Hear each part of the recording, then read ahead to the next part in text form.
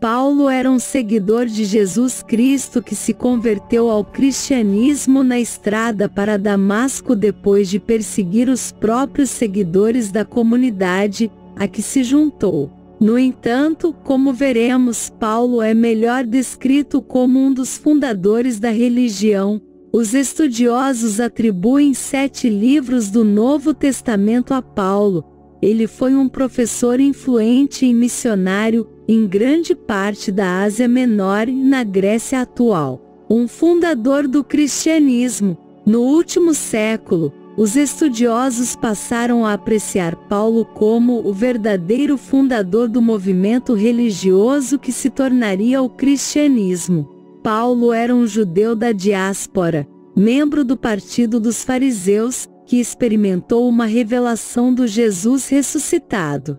Depois dessa experiência, ele viajou amplamente por todo o Império Romano Oriental, espalhando as boas novas de que Jesus em breve retornaria do céu e daria início ao reinado de Deus, o reino.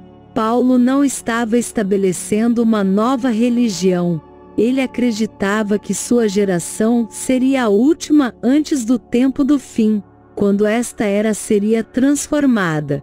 No entanto, conforme o tempo passou e Jesus não voltou, os pais da igreja do segundo século se voltaram para os escritos de Paulo para validar o que, em última análise, seria a criação do dogma cristão. Assim, Paulo poderia ser visto como o fundador do cristianismo como uma religião separada do judaísmo. Na tradição cristã, ele é conhecido como Paulo de Tarso, pois é aqui que Lucas diz que ele nasceu, Atos 9h11. Na época, Tarso ficava na província da Cilícia, hoje atual Turquia. No entanto, o próprio Paulo indica que ele era da região de Damasco, que ficava na Síria.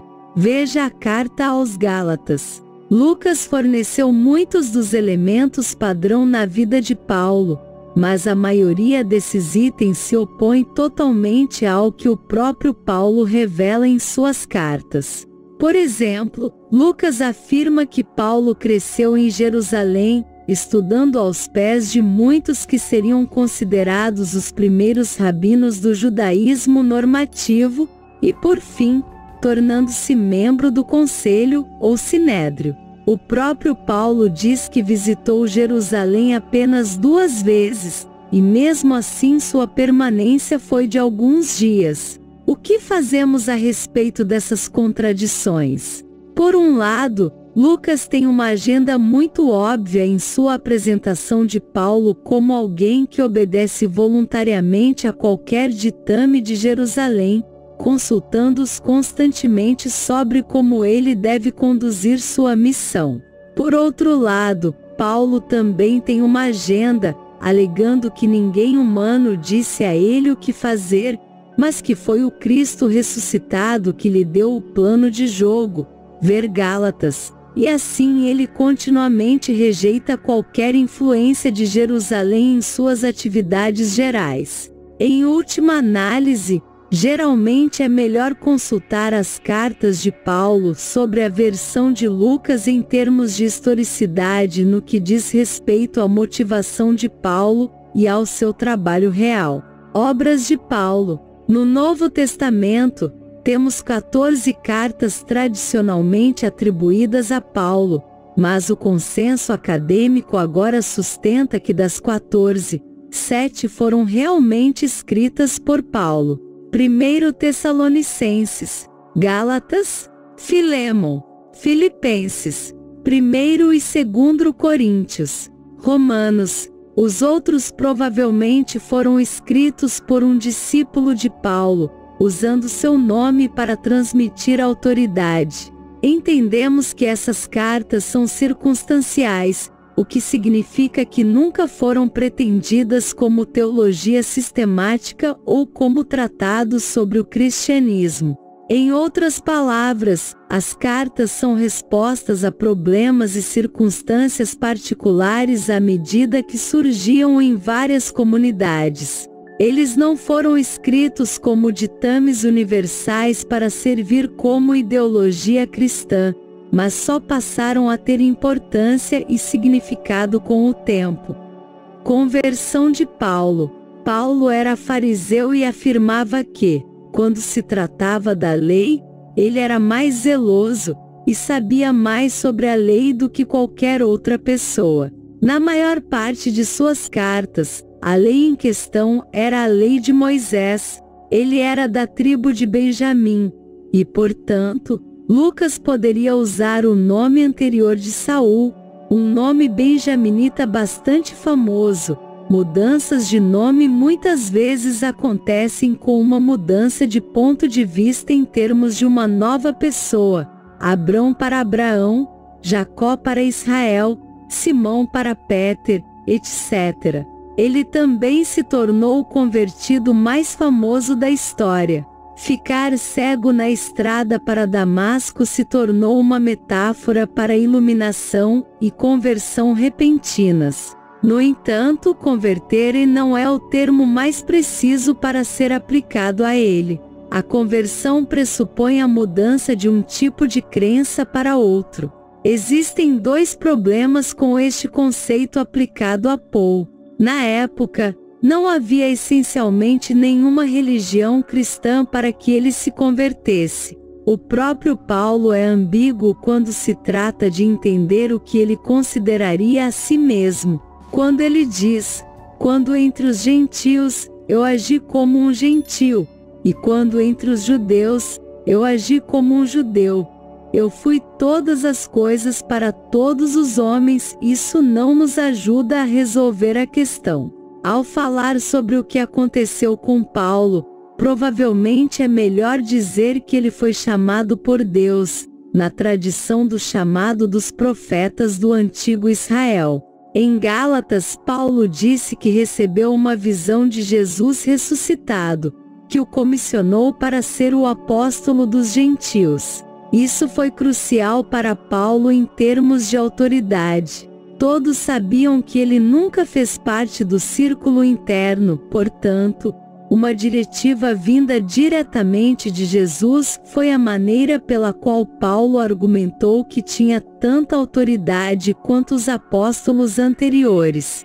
Isso também é crucialmente importante para desvendar os pontos de vista de Paulo sobre a lei de Moisés quando se trata de sua área de recrutamento e algo que sempre deve ser levado em conta ao tentar analisar seus pontos de vista. O chamado de Paulo para ser o apóstolo dos gentios foi chocante porque, como ele admite francamente, ele já havia perseguido a Igreja de Deus. Que frase carregada!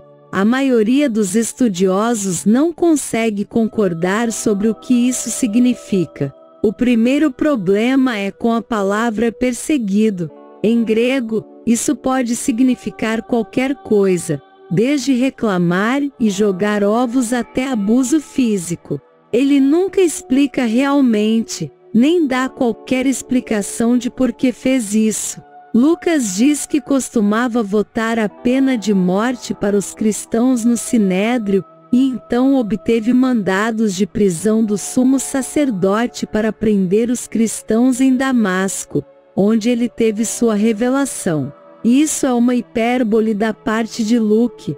O sumo sacerdote na época não tinha tal autoridade, especialmente em outra província. Paulo como perseguidor.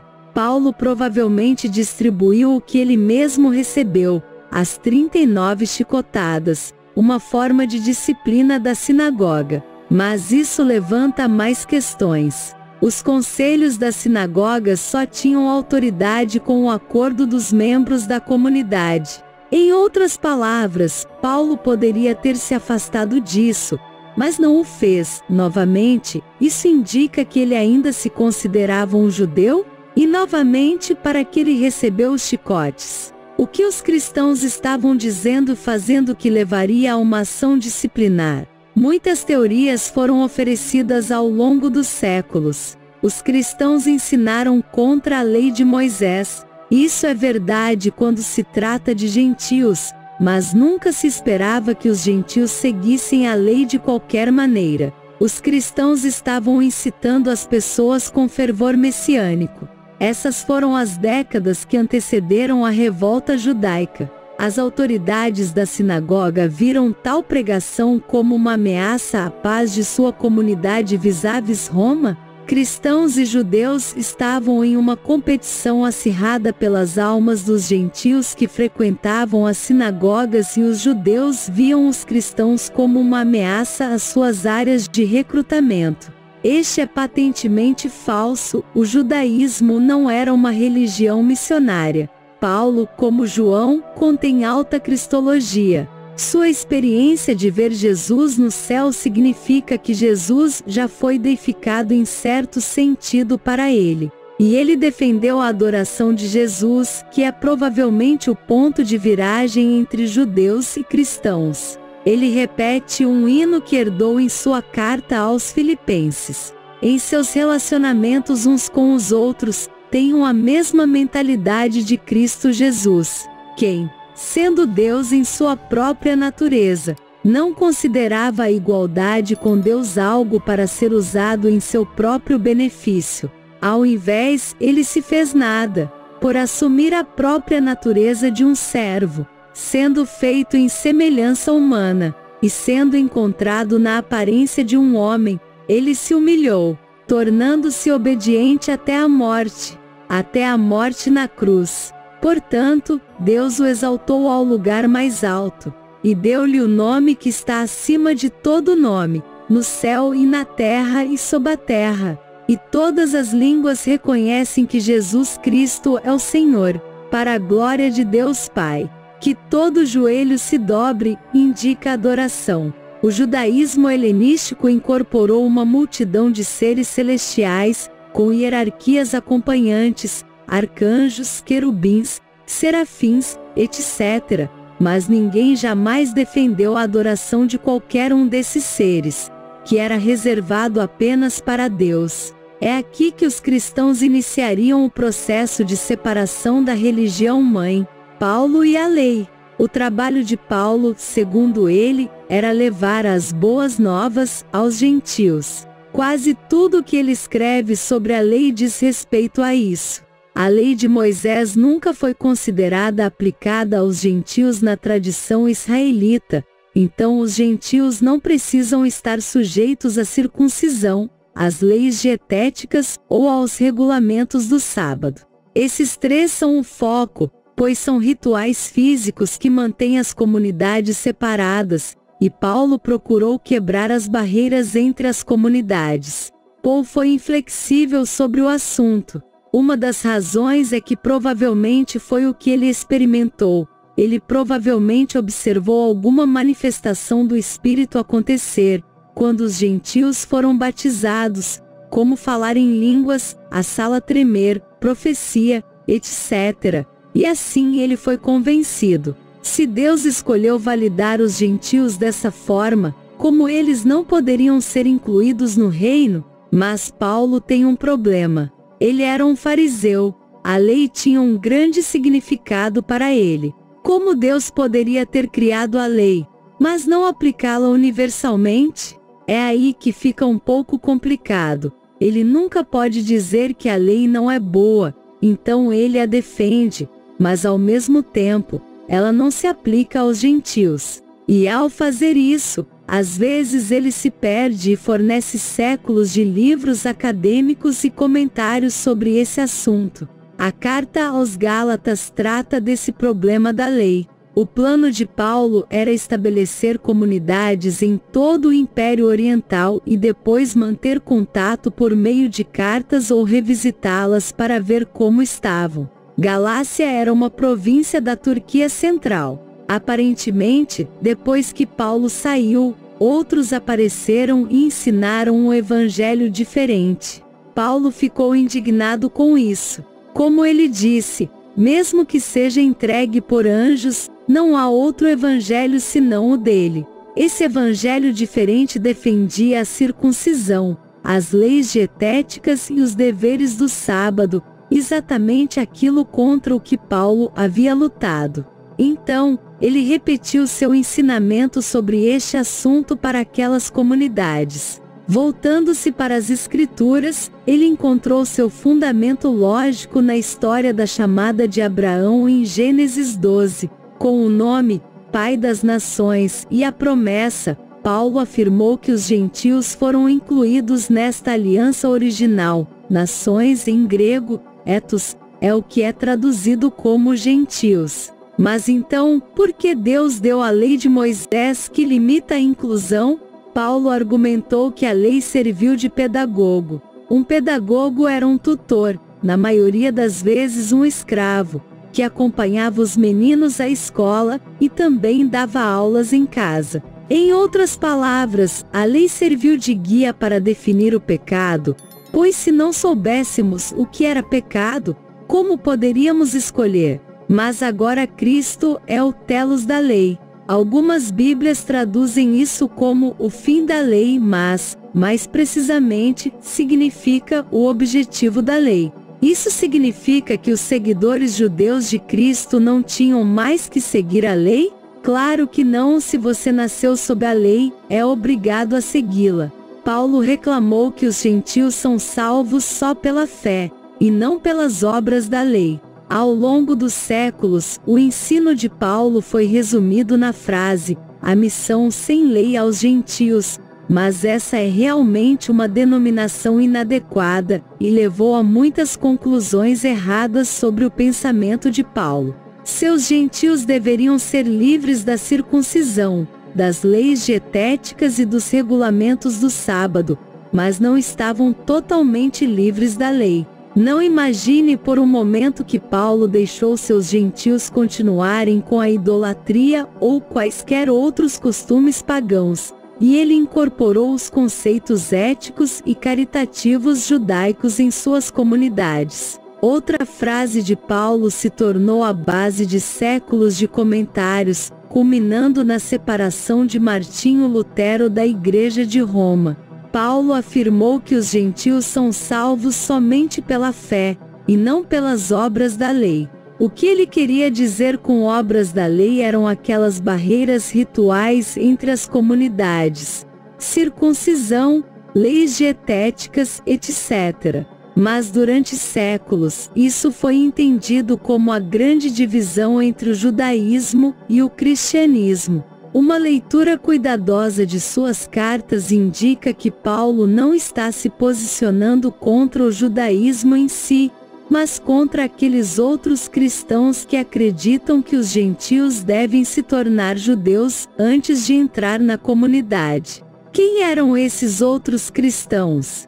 Achamos que provavelmente eram cristãos gentios, não judeus. Então, por que os cristãos gentios defendem a circuncisão?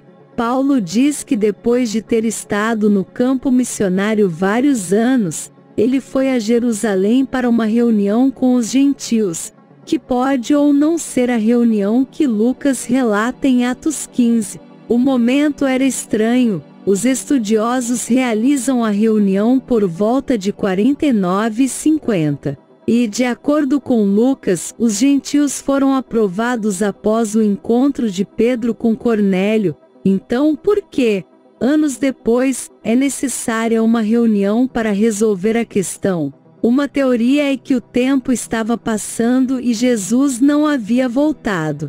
Talvez alguns cristãos gentios pensassem que erraram por não se tornarem judeus primeiro, e pensaram que, ao fazer isso ajudaria a acelerar o tempo para o fim. Paulo não está preocupado com o tempo da mesma maneira. Com sua própria experiência, ele decidiu que quando seus gentios se voltaram para o Deus de Israel, isso foi um sinal dos dias finais, um elemento da tradição profética a respeito da intervenção final de Deus. Como apóstolo dos gentios, seu papel neste grupo foi crucial para o início desses elementos finais.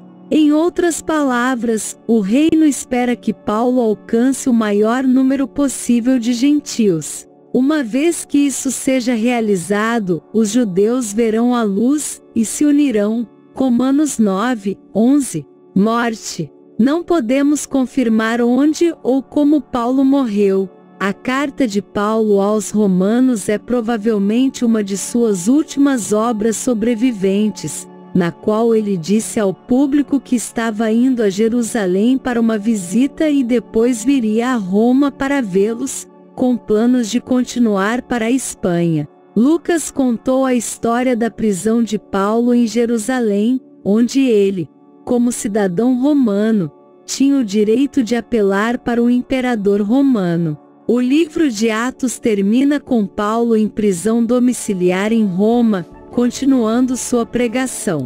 É apenas em narrativas posteriores, do século II c.c., que encontramos material lendário do julgamento de Paulo em Roma, com supostas cartas entre Paulo e o filósofo estoico, Sêneca. Após a condenação, ele foi decapitado e seu corpo enterrado fora dos muros da cidade, na estrada para Ostia, para que seu túmulo não se tornasse um santuário. Anos depois, esse local se tornaria a atual Basílica de Roma, São Paulo, fora dos muros, e o Vaticano sempre afirmou que seu corpo repousa em um sarcófago dentro da igreja.